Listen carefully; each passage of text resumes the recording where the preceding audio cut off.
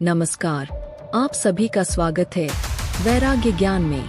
आज के कहानी में हम चर्चा करेंगे श्री अरुण कुमार शर्मा द्वारा लिखित पुस्तक जिसका नाम है वह रहस्यमय तांत्रिक सन्यासी। यह कहानी उन अलौकिक शक्तियों से छेड़छाड़ करने की चेतावनी देती है जो इंसानी समझ और नियंत्रण से परे है। तांत्रिक अनुष्ठानों और आत्माओं के साथ नायक के अनुभव बताते हैं कि ऐसे क्षेत्रों में प्रवेश करने से अनपेक्षित और गंभीर परिणाम हो सकते हैं। अगर हमारी यह कहानी आपको पसंद आती है तो वीडियो को लाइक करें। आप सभी से निवेदन है कि हमारे चैनल को सब्सक्राइब अवश्य करें, बेल आइकन को दबाना ना भूलें। धन्यवाद। अधिक समय ना लेते हुए कहानी में आगे बढ़ते हैं। वह रहस्यमय तांत्रिक सन्यासी। अमावस्या की काली रात, महानिशा की बेला, निर्जन इलाका, उजाल, बीहा, धूसर, चारों तरफ निस्तब्धता छाई थी। बादलों से अटकर आकाश काला पड़ गया था। गहन निश्वास जैसी हाहाकार करती हवा नदी के तट की झाड़ियों और झुरमुटों को कैंपासी दे रही थी। सहसा श्यामल आकाश का बदन जलाती बिजली चमक उठी। सारा विस्तार एक क्षण के लिए प्रखर आलोक से उद्भासित हो गया। उसी क्षणिक प्रकाश में मैंने देखा वह तांत्रिक सन्यासी अभी भी शव के ऊपर आसन लगाकर बैठा एकाग्रचित मंत्र का जाप कर रहा है। शव एक युवक का था जिसे कुछ समय पूर्व उसके सगे संबंधी नदी में प्रवाहित करके चले गए थे, किंतु वह पशु पक्षियों का आहार न बनकर एक भयंकर तांत्रिक सन्यासी की साधना का आसन बन गया था। शव का सिर पीछे की ओर लटका हुआ था, उसकी आंखें फैली हुई थीं, मुंह भी थोड़ा सा खुला हुआ था। शरीर एकदम नग्न था क्योंकि तांत्रिक सन्यासी ने उसका कफन उतारकर अपनी कमर में लपेट लिया था। सहसा श्मशान के पीपल के पेड़ पर चोंच रगड़ता कोई पक्षी कर्कश स्वर में चीख उठा। तांत्रिक सन्यासी का संकेत पाकर मैंने तुरंत घी का दीप जलाया और उसे शव के सिरहाने रख दिया। फिर मुर्गे का मांस, शराब की भरी बोतल और खोपड़ी भी सामने रख दी। तांत्रिक सन्यासी ने थोड़ा सा मांस खाया, फिर खोपड़ी में उड़ेल कर थोड़ी सी शराब पी। इसके बाद शेष मांस और शराब शव के खुले मुंह में डाल दिया। दूसरे ही क्षण शव का सारा शरीर जोर जोर से हिलने लगा अपने स्थान पर। मेरा मन भय मिश्रित विस्मय से भर उठा। ऐसा लगा मानो शव अब किसी भी क्षण उठकर बैठ जाएगा। मेरा अनुमान सत्य निकला। तांत्रिक सन्यासी को पीछे ढकेलकर सहसा वह शव उठकर इस प्रकार बैठ गया मानो वह भी जीवित प्राणी हो। वास्तव में वह जीवित ही लग रहा था उस समय। उसके चेहरे पर एक विचित्र सी शांति और तेजोमयी दिव्य आभा थी। वह अपलक उस तांत्रिक सन्यासी की ओर निहार रहा था। उस निविड़ गीली स्याह रात में शव की यह विचित्र स्थिति और उसका रूप देखकर मेरी चेतना जैसे लुप्त होने लगी। धीरे धीरे दीपक का मंद प्रकाश वर्तुलाकार होकर बैठे हुए शव के समीप सिमटने लगा। सहसा शव अपने स्थान पर लुप्त हो गया। अब केवल सिमटा हुआ वर्तुलाकार प्रकाश भर रह गया था वहाँ। लगभग 15-20 मिनट बाद उसी वर्तुलाकार प्रकाश की सीमा में सहसा एक अति सुंदर नारी प्रकट हो गई। उसकी उम्र 18-20 वर्ष से अधिक नहीं थी। शरीर का रंग एकदम बर्फ जैसा, तन पर पीले रंग की रेशमी साड़ी लिपटी हुई थी। शैवाल से लहराते काले केश नितंबों तक छितराए हुए थे। बड़ी ही बाकी छवि थी उस युवती की। उद्दाम यौवन से तरंगित वैसी देहष्टि की कल्पना शायद किसी कवि ने भी नहीं की होगी। कविता। तांत्रिक सन्यासी ने हौले से पुकारा। अपना नाम सुनकर युवती हंस पड़ी। बड़ी मधुर हंसी थी उसकी। फिर बोली, मैं आपकी प्रतीक्षा कर रही हूँ। अभी और कब तक कराएंगे प्रतीक्षा? बस थोड़े दिन और रह गए हैं। कविता, बहुत जल्दी आ रहा हूँ तुम्हारे पास। फिर उस तांत्रिक सन्यासी और युवती में क्या बातें हुई मैं समझ नहीं सका। हाँ, अंत में तांत्रिक सन्यासी की रुदन भरी आवाज अवश्य सुनाई दी मुझे। शायद युवती का विछोह सहन नहीं कर पा रहा था वह। किसी दारुण व्यथा से उसके स्वर काँप रहे थे। सहसा उस वर्तुलाकार प्रकाश की परिधि से युवती भी लुप्त हो गई और उसके स्थान पर धीरे धीरे एक दूसरा दृश्य उभरने लगा। मैंने देखा सामने एक हरा भरा मैदान था। मैदान के एक ओर जंगल और पहाड़ थे, दूसरी ओर रंग बिरंगे जंगली फूलों और फलों के वृक्ष थे। उन्हीं वृक्षों की ओट में मुझे एक महल दिखलाई पड़ा। वह सफ़ेद पारदर्शी पत्थरों से बना हुआ था। वातावरण में विचित्र सी शांति और निस्तब्धता थी। धीरे धीरे वह पूरा महल मेरे सामने आ गया। भीतर काफी लंबा चौड़ा सभा मंडप था, जिसके 3 ओर दालान थे और एक ओर मंदिर था। चारों ओर शुभ्र प्रकाश फैला हुआ था। सभा मंडप और दालानों में बहुत सारी नवयुवतियां इधर उधर घूम रही थीं। उन सब की उम्र, रंगरूप और वस्त्र विन्यास एक जैसे ही थे। कहीं कोई वैश्य नहीं था। मुझे लगा मानो वे युवतियां इस धरती की नहीं थीं। उनकी आंखें बड़ी बड़ी और गोल थीं, नाक नुकीली और मस्तक चौड़ा था। घनी केशराशि घुटनों तक बिखरी हुई थी। सब गले में दिव्य आभूषण पहने हुए थीं। उभरे हुए गठीले वक्ष वस्त्रहीन थे। केवल कमर में लुंगी की तरह लाल रेशमी वस्त्र लिपटा हुआ था। कोई किसी से कुछ बोल नहीं रही थी। धीरे धीरे शुभ्र प्रकाश में कुहासा जैसा धुंध छाने लगा। फिर वह धुंध काफी घना हो गया। इसके बाद सहसा मंदिर वाला भाग मेरे सामने आ गया। मैं सब कुछ उसी प्रकार देख रहा था जैसे पर्दे पर फिल्म दिखाई पड़ती है। मंदिर काफी लंबा चौड़ा था। बीच में अष्टभुजी काली की एक आदमकद पाषाण प्रतिमा स्थापित थी, जिसके गले में वास्तविक नरमुंडों की माला पड़ी थी। प्रतिमा का एक पैर स्त्री की तथा दूसरा पैर पुरुष की छाती पर स्थित था। मुझे बड़ी विलक्षण और सजीव लगी वह प्रतिमा। उस विकराल भयंकर प्रतिमा के पास ही एक बड़ा सा हवन कुंड था, जिसके चारों ओर बैठे हुए भयानक रूपरंग वाले 4 पुरुषों के होंठ इस तरह हिल रहे थे जैसे वे कोई मंत्र पढ़ रहे हों। बीच बीच में वे हवन कुंड में आहुति भी छोड़ते जा रहे थे। हवन कुंड के निकट ही एक लंबा चौड़ा पुराने ढंग का खड्ग रखा था और उस खड्ग के पास ही आसन पर 4-5 वर्ष का एक बच्चा लेटा हुआ था, जिसके बाईं ओर भैंसे की खोपड़ी में दीपक जल रहा था। सभा मंडप में टहलती अर्धनग्न युवतियां धीरे धीरे एक एक करके मंदिर में आ गईं और उन्मत्त होकर नृत्य करने लगीं। लगता था जैसे सब ने छक कर मदिरा पी रखी हो। उनके मुख तमतमाहट के कारण लाल हो रहे थे। एकाएक मुझे जैसे होश आया। बाप रे! यह तो कापालिकों का बलि देने का रंग है। निश्चय ही अपनी किसी स्वार्थ सिद्धि के लिए ये लोग इस बच्चे की बलि देंगे। मेरा सारा शरीर एकाएक सिहर उठा। एक व्यक्ति सहसा उठकर खड़ा हो गया। उसके हाथ में वही भयंकर खड्ग लपलपा रहा था। उससे उसने बच्चे का सिर छुआ। बच्चे ने आंखें खोले दीं और भय विस्फारित दृष्टि से उस खड्गधारी व्यक्ति की ओर ताकने लगा। तांबिया रंग के उस व्यक्ति की लाल लाल आंखें खिंची हुई थीं। नाक तिरछी थी। गालों की हड्डियां उभरी हुई थीं। मुख पर ऐसा भाव था मानो उसे अपनी शक्ति का बड़ा अभिमान हो। उस बच्चे के सामने खड़े होकर उसने अपने हाथ का खड्ग हवा में तान लिया। उसी समय मेरे मुंह से एक बारगी चीख निकल गई। खून खून!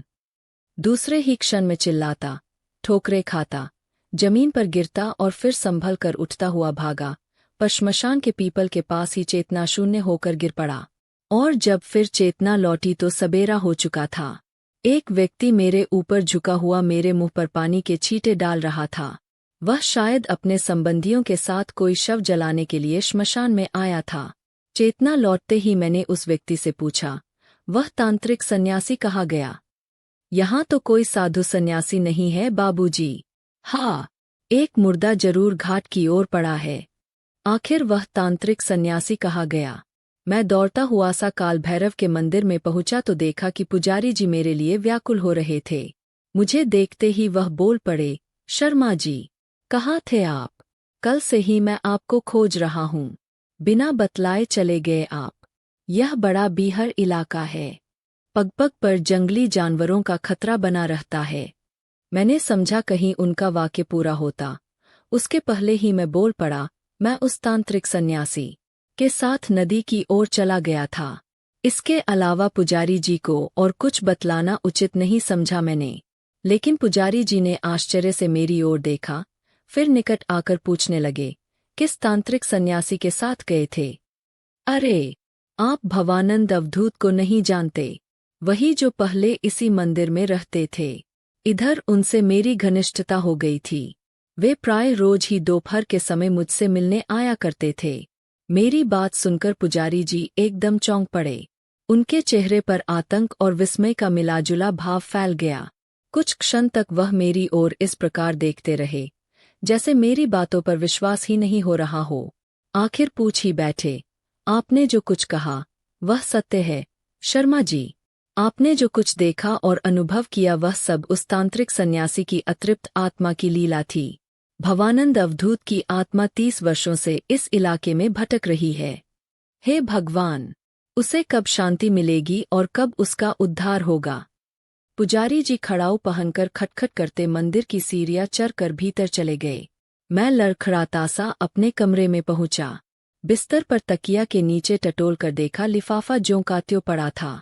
सचमुच मेरे सामने एक अविश्वसनीय सत्य था, एक चमत्कारपूर्ण सत्य, जिसके साक्षी थे 100 के 10 नोट। उन नोटों को उसी तांत्रिक सन्यासी भवानंद अवधूत ने दिया था और बड़ी विनम्रता से कहा था, मेरी आत्मा की शांति के लिए, मेरी आत्मा के कल्याण के लिए, मेरी आत्मा के उद्धार के लिए इन रुपयों से आप काशी में साधु सन्यासियों को भोजन करा दीजिएगा।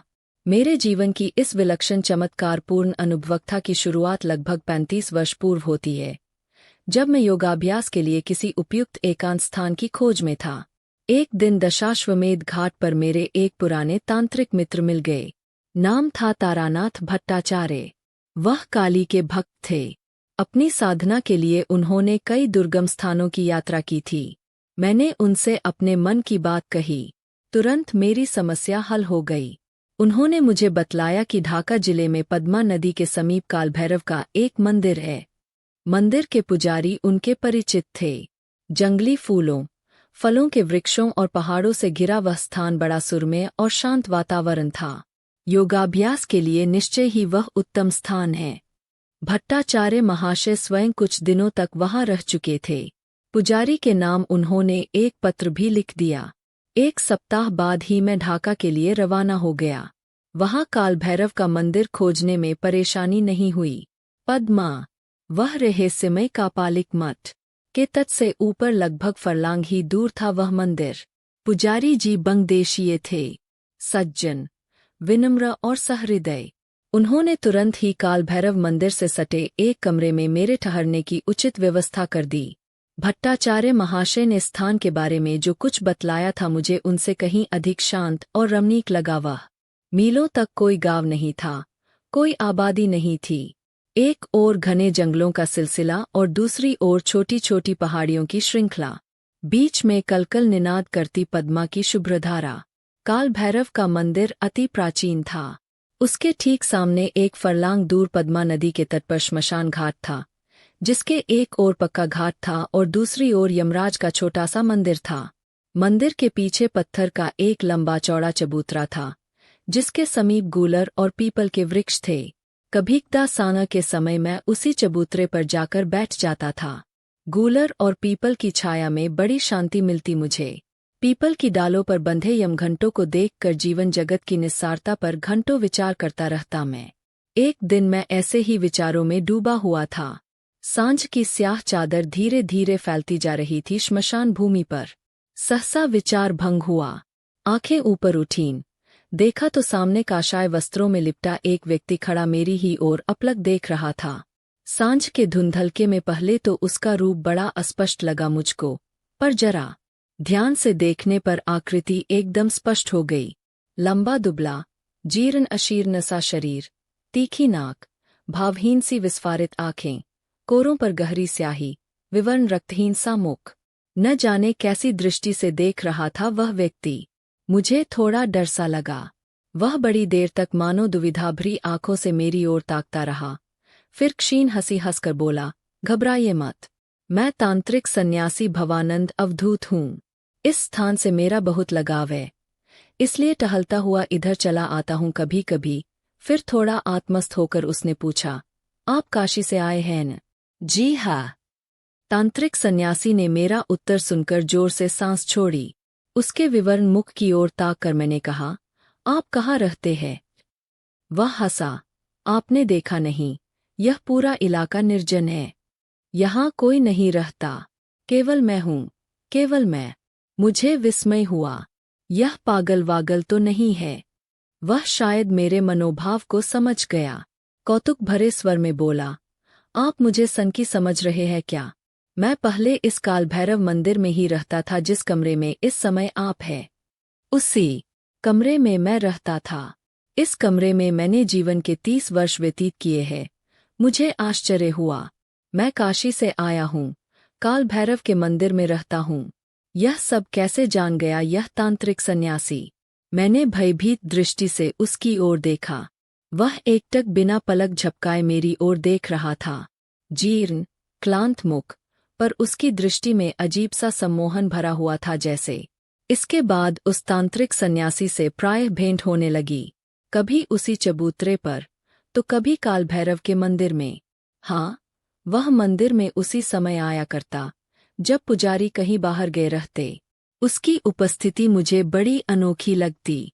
कभी कभी उसके बात करने और हंसने का रंग भी बड़ा विचित्र लगता मुझे। एक दिन वह दोपहर के समय मेरे कमरे में आया। मैंने उसकी ओर देखा। अजीब सी वेदना थी उसके मुख पर। सूनी सूनी आंखों में द्वेष की छाया तैर रही थी।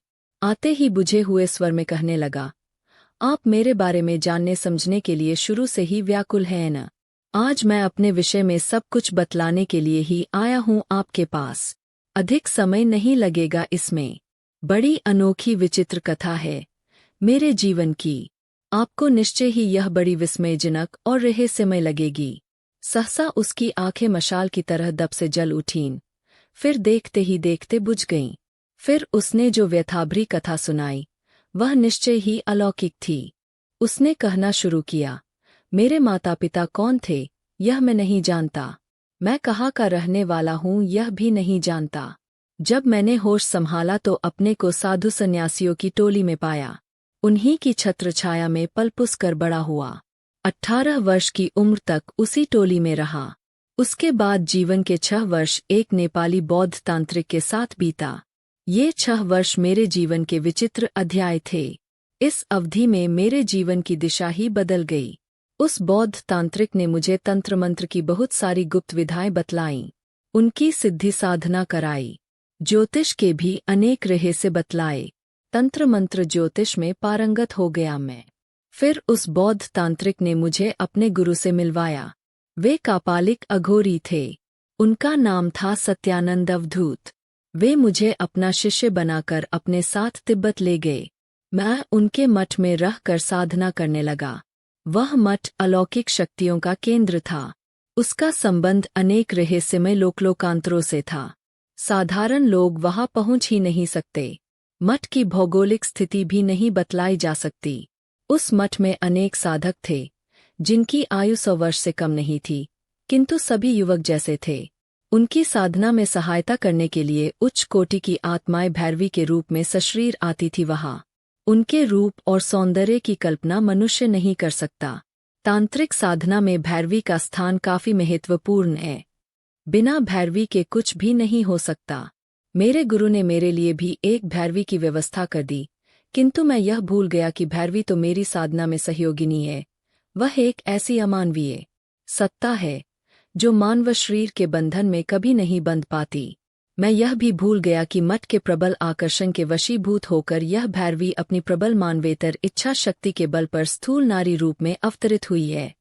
इसकी पार्थिव काया मनुष्य की नहीं, बल्कि इसी की इच्छा शक्ति की देन है। पल भर रुककर भवानंद अवधूत ने फिर कहना शुरू किया। मैं उस भैरवी पर मुग्ध हो गया। उसको अनुपम मोहक रूपछटा मेरे मन में बस गई। वह अति लावण्यमयी थी। उसकी हंसी अनुपम थी, मीठी, मधुर, स्निग्ध और मन को लुभाने वाली। उसके प्रति मेरा आकर्षण बढ़ता ही गया। अंत में प्रेम का रूप धारण कर लिया उसने। मानव जगत और जीवन में भी भारी आकर्षण है। शायद उसी आकर्षण के व्यामोह में पड़कर भैरवी भी मुझ पर मुग्ध हो गई और अंत तक वह भी मुझसे प्रेम करने लगी। हम दोनों का प्रेम आत्मा का प्रेम था। ऐसी आत्मा का प्रेम जिसे भौतिक धरातल पर नहीं लाया जा सकता, जिसकी पार्थिव कल्पना भी नहीं की जा सकती। मैं 4 वर्ष उस मठ में रहा और उन 4 वर्षों में अनेक दुर्लभ विद्याओं में पूर्ण पारंगत हो गया। जब मैं मठ से चलने लगा, तब एक ओर तो मुझे इन उपलब्धियों से प्रसन्नता थी, दूसरी ओर भैरवी के वियोग की पीड़ा भी थी। प्रस्थान के क्षणों में वह मेरे निकट आई। मेरी आंखों में आंसू थे, किंतु वह मुस्करा रही थी। उसने कहा, घबराओ मत, दुखी होने की भी आवश्यकता नहीं है। अगोचर रूप में मैं सदैव तुम्हारे साथ हूँ। जीवन यात्रा में सदैव मेरी सहायता और सहयोग मिलता रहेगा तुमको। तांत्रिक साधना में इसी को भैरवी सिद्धि कहते हैं। मुझे भैरवी सिद्ध हो गई थी। मैंने उसकी सहायता से यश, कीर्ति, प्रतिष्ठा, धन, ऐश्वर्य सब कुछ चरम सीमा तक प्राप्त किया और उनका उपभोग भी किया, किंतु अपने चरित्र की रक्षा में बराबर करता रहा, क्योंकि योगी और साधकों के लिए एकमात्र चरित्र ही बल है। मेरी अदृश्य सहयोगिनी ने भी कहा था, जिस दिन तुम अपने चरित्र बल को गवा दोगे, उसी दिन मुझे भी खो बैठोगे हमेशा के लिए। सहसा मेरे जीवन में एक अकल्पनीय घटना घट गई। लोगों का भविष्य जानने वाला स्वयं अपना भविष्य नहीं जान सका। इसी को कहते हैं नीति।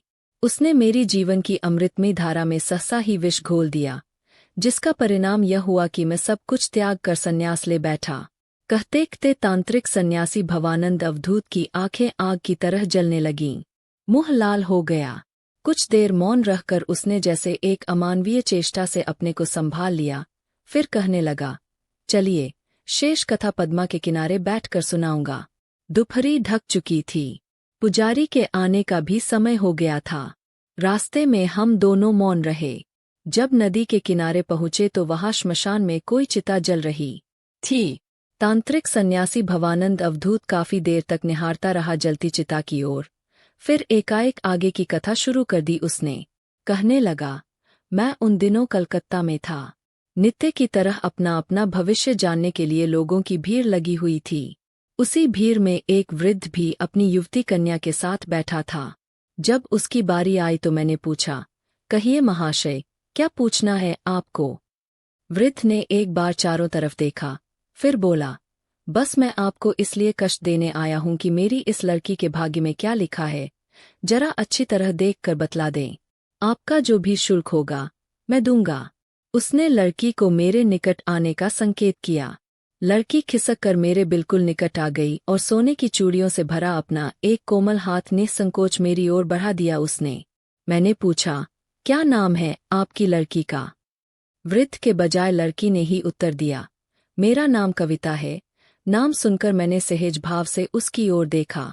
निश्चय ही वह किसी कवि की कल्पना में कविता जैसी थी। मैंने कविता की गुलाब के फूल जैसी कोमल कलाई को चुपचाप पकड़ लिया। कब तक पकड़े रहा मालूम नहीं। फिर उसे छोड़ता हुआ बोला, मैं हाथ नहीं मुख देख कर बतलाता हूँ। फिर मैंने अपनी दृष्टि कविता के चांद जैसे मुख पर टिका दी। मिनट पर मिनट, घंटे पर घंटे कब निकलते गए। कमरे में बैठे हम तीन मूक प्राणियों को पता ही नहीं चला।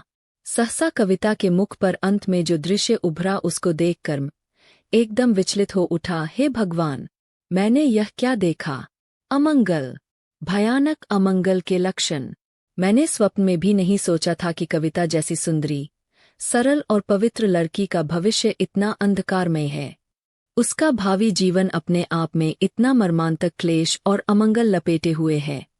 कविता के वृद्ध पिता ने शायद मेरे मुख के भावों को पर लिया। अनिश्चय से कांपते स्वर में उन्होंने पूछा, महाशय, आपने मेरी कविता के चेहरे पर क्या क्या देखा? मगर मैं सत्य बात न बतला सका। बताने से केवल जिह्वा ने ही अस्वीकार नहीं किया, बल्कि मन और आत्मा ने भी बाधा दी। मैंने उल्टी बात बतलाए, मुख पर यथासंभव प्रसन्नता लाते हुए कहा, ठीक ही देखा है।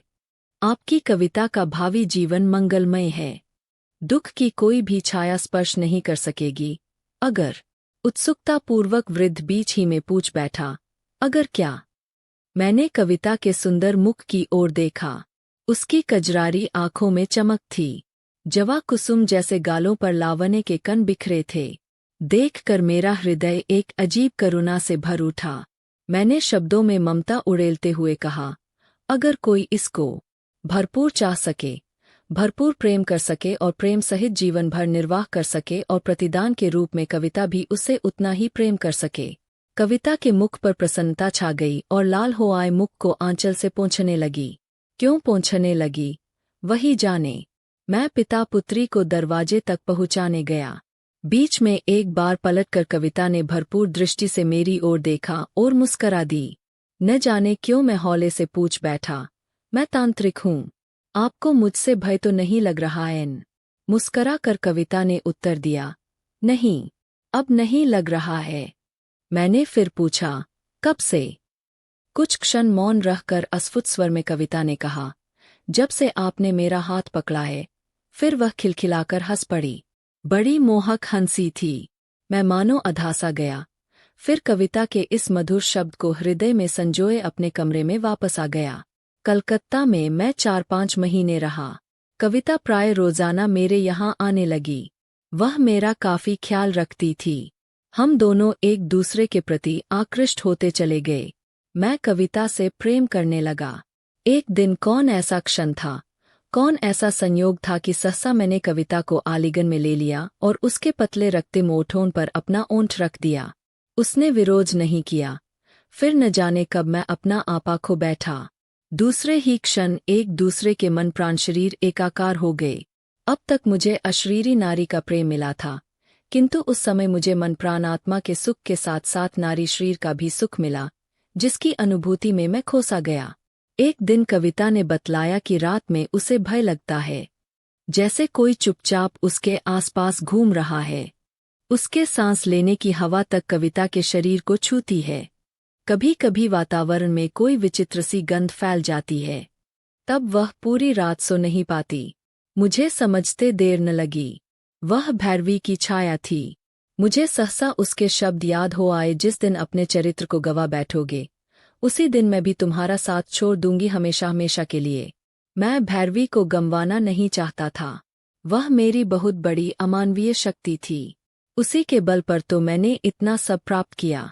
किसी भी मूल्य पर मैं उसको अपने आप से अलग नहीं होने देना चाहता था। मैंने कविता के सामने दूसरे ही दिन विवाह का प्रस्ताव रख दिया। ऐसा लगा मानो इसके लिए वह पहले से ही तैयार थी। उसने तुरंत मेरा प्रस्ताव स्वीकार कर लिया। कविता के पिता ने भी किसी प्रकार की बाधा नहीं दी। आखिर उसी महीने की पूर्णिमा को हम दोनों विवाह के बंधन में बंध गए। वह रहस्यमय तांत्रिक सन्यासी। जीवन अचानक इस मोड़ पर घूम जाएगा, मैं क्या जानता था। मैंने क्या यह सोचा था कि इस संसार में जिसका अपना कोई नहीं है, उसी का इस नगर में सबसे अधिक अपना कोई हो जाएगा। मैं कविता को लेकर ढाका आ गया। स्थायी रूप से ढाका में ही रहने का विचार कर लिया मैंने। बड़े सुख से जीवन व्यतीत हो रहा था। विवाह करके चरित्र को बचा लिया था मैंने। इससे भैरवी मेरे हाथ से निकल तो न सकी, फिर भी उसकी शक्ति मेरे लिए अवश्य कम हो गई।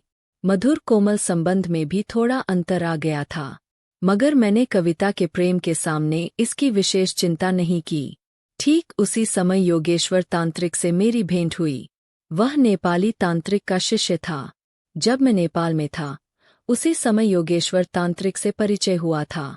वह मुझे गुरु भाई कहता था। अब मिला तो मैंने उसे अपने घर आने का निमंत्रण दिया। काश मैं उस समय यह जान गया होता कि मैं योगेश्वर को नहीं, बल्कि किसी भयंकर विपत्ति को निमंत्रण दे रहा हूं, तो सच मानिए उसे कदापि न बुलाता। मेरे घर में प्रवेश करते ही उसने पूछा, यह कौन है? मैंने परिचय कराया, मेरी पत्नी कविता। योगेश्वर ने जोर से ठहाका लगाया। ओह, कलकत्ते के सेठ रतनलाल की बेटी तो नहीं? वाह, बहुत अच्छा, बहुत अच्छा। मैंने विस्मय से पूछा, कविता को पहचानते हो क्या? उसने हंसकर कहा, हाँ, खूब पहचानता हूँ गुरु भाई। मैंने एकांत में कविता से पूछा, क्या तुम योगेश्वर तांत्रिक को जानती हो?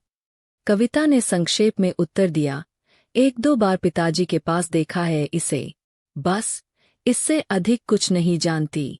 मैं रहूं या न रहूं। इसके बाद योगेश्वर तांत्रिक प्रायः नित्य ही मेरे घर आने लगा।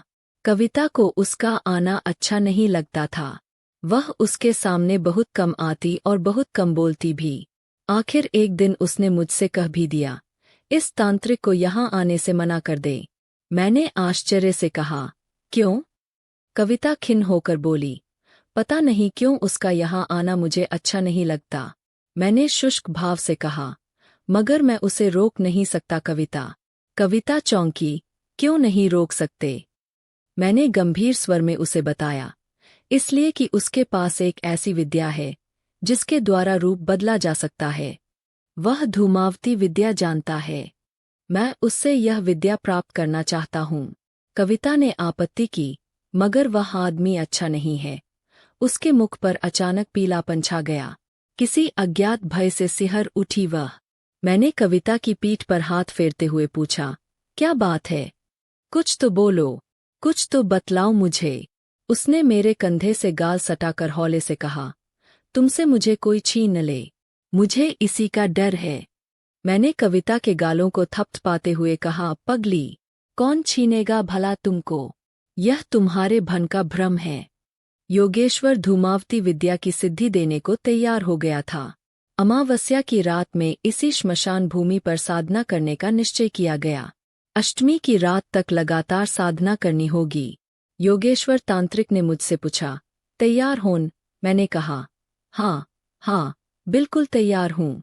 अमावस्या के दिन सवेरे ही आ गया मैं उसके साथ। बलि के लिए काला बकरा, मदिरा, घी, धूप आदि की पहले ही व्यवस्था कर ली थी मैंने। 8 दिन तक कविता अकेले रहेगी, इसीलिए उसकी देखभाल करने के लिए नौकर निताई को सहेज दिया था। वह बड़ा चतुर और बुद्धिमान लड़का था। घर का सभी काम करता था। उस पर मेरा पूरा विश्वास था। एक रात अचानक योगेश्वर तांत्रिक बिना कुछ बतलाए श्मशान से गायब हो गया। इसके पहले ऐसा कभी नहीं हुआ था। मेरा माथा ठनका। मैं तुरंत साधना छोड़कर घर की ओर चल पड़ा। शंका कुशंकाओं से मेरा मन तेजी से धड़क रहा था। रास्ते में निताई से भेंट हो गई। चिल्लाकर मैंने कहा, अरे निताई, घर में कविता को अकेली छोड़कर कहाँ चला जा रहा है? निताई मुझे देखकर एकदम घबरा गया। अरे मालिक, आप यहाँ? आप तो रात को घर में घुसे, इसीलिए मैं चला आया। हतप्रभ रह गया। अचकचा कर बोला, मैं घर में घुसा? निताई ने कहा, घुसे नहीं थे, मैंने 1 घंटा पहले ही तो प्रत्यक्ष देखा है। आप घर में घुसे। मेरी आंखों के सामने एक बारगी अंधेरा छा गया। साथ ही छाती धड़कने लगी। मैं तीर की तरह भागा। सीढ़ी चढ़कर ऊपर पहुंचा। सारा घर अंधेरे में डूबा हुआ था। बरामदे में पहुंचकर मैं सहसा ठमक गया। मेरे कमरे का दरवाजा बंद था। भीतर से आवाज आ रही थी, तुम्हें प्यार नहीं करता तो किसे करता हूँ कविता? आप ही सोचिए उस समय मुझ पर क्या बीता होगा। मेरा माथा घूमने लगा। एक आवाज कविता की थी, जिसे मैं पहचान गया, मगर दूसरी आवाज बिल्कुल मेरी जैसी ही थी। हे भगवान, कौन है मेरे कमरे में? कुछ क्षण के लिए स्तब्ध रह गया मैं। पीछे खिड़की थी, वह थोड़ी सी खुली हुई थी। वहीं से झांक कर देखा, भीतर मोमबत्ती जल रही थी। उसके पीले मध्यम प्रकाश में भीतर का दृश्य देखकर मैं पाषाणवत हो गया। सांस रुकने लगी जैसे। मैंने देखा बिस्तर पर कविता की देहवल्लरी को आलिंगनबद्ध किए हुए मेरा हुबहू दूसरा रूप पड़ा हुआ है। कहीं कोई अंतर नहीं, कहीं कोई विषमता नहीं। मुझे समझते देर नहीं लगी कि वह व्यक्ति कौन है। योगेश्वर तांत्रिक, वह धूमावती विद्या जानता है। उसी के बल पर उसने मेरा रूप धारण करके कविता को छला है। क्रोध और आवेश से मेरी आंखें दब से जल उठीं। मैंने एकदम दरवाजा पर जोर से धक्का मारा और चीख पड़ा, कविता! कविता चौंक पड़ी, हड़बड़ा कर बोली, बाहर तुम्हारे ही स्वर में यह किसकी बोली है? कौन है वह? मैं दरवाजा पीटने लगा, साथ ही भयंकर रूप से चीख चीख कर पुकारने लगा, कविता! कविता! दरवाजा खोलो कविता! तुम्हारे साथ मेरे रूप में योगेश्वर तांत्रिक है। कविता घबरा कर उठ खड़ी हुई। हकलाते हुए उसने कहा, कौन है बाहर? क्या कह रहा है? बहुरूपिया योगेश्वर तांत्रिक की आंखों में कामोत्तेजना थी। उसका मन वासना में आकंठ डूबा था। उसने कविता को फिर अपनी भुजाओं में समेट लिया और कहा, मैं तुम्हारा पति हूँ कविता। वह झूठ बोल रहा है। तुम तो जानती हो कि योगेश्वर बनावटी विद्या में पारंगत है। उसी के बल पर वह मेरे स्वर में बोल रहा है। मैं बराबर दरवाजा पीटता जा रहा था और साथ ही चीख चीख कर कविता को पुकारता भी जा रहा था। आखिर दरवाजा टूट कर गिर पड़ा। मैं अंदर घुसा और चीख कर बोला, कविता किसकी गोद में हो? यह महापापी योगेश्वर है। मुझे देखकर कविता एकदम बिस्तर से छिटक कर खड़ी हो गई और खूंखार शेरनी की तरह बिखर कर बोली, सच सच बतलाओ, कौन है मेरा असली पति? किसने मेरे निर्मल पति प्रेम पर कलंक लगाया है? किसने छल किया है? किसने धोखा दिया है मुझ अबला को? काम का नशा बड़ा घातक होता है। कविता के अर्धनग्न शरीर को अपनी ओर खींचते हुए योगेश्वर तांत्रिक ने कहा, मैं हूँ तेरा पति। मैं वह चमक कर उठा खड़ा हुआ। मैं आपा खो बैठा और उछलकर एकदम योगेश्वर तांत्रिक की छाती पर चढ़ बैठा। मेरे दोनों हाथों की उंगलियां कसती चली गईं उसके गले को। अंत में योगेश्वर तांत्रिक का सिर झूल गया एक ओर और उसके साथ ही उसका वास्तविक रूप भी प्रकट हो गया। कविता फटी आंखों से देखती रही सब कुछ। सहसा चीत्कार करती हुई वह जमीन पर गिर पड़ी। धीरे धीरे उसका रंग काला पड़ने लगा, सारा शरीर ऐंठने लगा। फिर मुख से खून की एक पतली धारा निकलकर जमीन पर फैलने लगी और देखते ही देखते उसका शरीर निर्जीव हो गया। जिस समय कलकत्ता में पहली बार मेरे कमरे में अपने पिता के साथ वह आई थी तब मैंने ठीक यही दृश्य उसके मस्तक पर देखा था। मेरे नेपाली तांत्रिक गुरु की दी हुई तांत्रिक विद्या सत्य सिद्ध हुई। इतना सुना चुकने के बाद वह रहस्यमय तांत्रिक सन्यासी अवधूत सहसा मौन साध गया और एकटक श्मशान में जलती हुई चिता की ओर देखने लगा। उस समय उसके मुख पर असीम वेदना और व्यथा के भाव तैर रहे थे। सांझ की स्याह चादर धीरे धीरे चारों ओर फैलने लगती थी। दूज का पीला चांद जंगलों की ओट से झांकने लगा था। चारों ओर साय साय हो रहा था। पद्मा के किनारे की झाड़ियों में छिपे झींगुरों का अनवरत क्रंदन शुरू हो गया था। सहसा यमराज मंदिर के पीछे से सियारों के रोने की आवाज आई। उसी समय तांत्रिक सन्यासी भवानंद अवधूत ने मौन भंग किया। बुझे हुए स्वर में कहने लगा, प्रश्न यह उठता है कि क्या सचमुच धूमावती विद्या द्वारा आदमी रूप बदल सकता है? क्या हिमालय या तिब्बत में ऐसे रहस्यमय गुप्त तांत्रिक मठ है? क्या इन मठों में दूसरे जगत की आत्माएं नारी रूप धारण करके भैरवी के वेश में आती है? क्या तंत्र मंत्र में ऐसी अलौकिक शक्ति होती है? आप कहेंगे कि नहीं जानता, किंतु बंधु, भारतीय संस्कृति का इतिहास कहता है तांत्रिक विद्या असत्य नहीं है। आपके विज्ञान की दृष्टि से दूर भी अनेक ऐसे सत्य विद्यमान हैं जिनकी मनुष्य कभी कल्पना भी नहीं कर सकता। उनकी खोज में विज्ञान कभी सक्षम नहीं हो सकता। मैंने ऐसे सत्य हो देखा है और अनुभव भी किया है। उस समय मेरे मन में अनेक भाव उठ रहे थे जिनमें संशय का ही भाव अधिक था। शायद मेरे इस भाव को तांत्रिक सन्यासी समझ गया। बोला, मेरी कथा की सत्यता पर संशय है क्या आपके मन में? नहीं, ऐसी कोई बात नहीं है। सन्यासी एक बारगी हा होकर हंसने लगा। बड़ी विचित्र हंसी थी। शायद मेरी दुर्बलता पकड़ी गई थी। चिता से उठ रही लाल लाल लपटों का पीला प्रकाश उस समय उसके मुख पर पड़ रहा था। सहसा किसी अतीन्द्रिय ज्योति से उसकी आंखें टप से जल उठीं और इसके साथ ही उसके मुख पर एक अमानवीय भाव भी तैर गया। फिर भी बड़े ही शांत और निर्विकार स्वर में वह बोला, शरीर का बंधन भले ही टूट गया है मगर पति पत्नी का बंधन अभी तक है। कविता आज भी मेरे साथ है और उस अलौकिक मठ से भी मेरा संबंध है। आप चाहे तो कविता को देख सकते हैं और उस मठ को भी। यह कैसे संभव है? आश्चर्य से मैंने पूछा। अभी सांप काटे हुए एक व्यक्ति का शव यहाँ आएगा। लोग उसे नदी में प्रवाहित करने के लिए आएंगे। आपको कैसे मालूम? मुझे सब मालूम हो जाता है। मैं जैसा कहूँ वैसा करते जाइए। बस मैंने वैसा ही किया। लगभग 20 मिनट बाद ही शव आ गया श्मशान में। जब उसके सगे संबंधी शव को प्रवाहित करके चले गए तुम शव को खींचकर पानी के बाहर निकाल लाया। फिर श्मशान में भयंकर वातावरण गहरा गया। अमावस्या की स्याह काली रात में उस तांत्रिक सन्यासी ने अपनी साधना शुरू की। इसके बाद क्या हुआ यह तो शुरू में ही लिखा जा चुका है। वाराणसी लौटने पर मैंने साधु सन्यासियों को भोजन करा दिया। इसके लिए भवानंद अवधूत ने पहले ही मुझे 100 के 10 नोट दिए थे और कहा था कि इन रुपयों से मैं वाराणसी में उसके नाम पर साधु सन्यासियों को भोजन करवा दूं। मैंने उसकी इच्छा पूर्ण कर दी। उस रहस्यमय तांत्रिक सन्यासी की आत्मा को शांति मिली कि नहीं, भगवान जाने। कहानी अत्यधिक महत्वाकांक्षा और शक्ति की इच्छा के खतरों को दर्शाती है।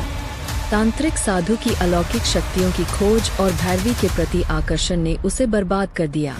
यह बताता है कि अनियंत्रित इच्छाएं एक व्यक्ति को बर्बाद कर सकती है।